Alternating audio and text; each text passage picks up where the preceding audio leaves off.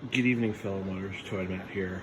I gotta talk quietly because Mrs. Toymatt's asleep, and if she finds out how I restore my center consoles, she's gonna get pissed. So, my 62 new to me console from Yoda Jeff, a little dusty. Age and time and beauty. That patina. So, luckily we got one of those fancy schmancy dishwashers. I guess you could I could fit in there in the fetal position. But in goes the console. And the secret is, you take your dish pods and you put one in there, extra one. Maybe you make it 2 extra ones. And you get your reduced dish liquid. And you put a little dish liquid in there, a little extra one there.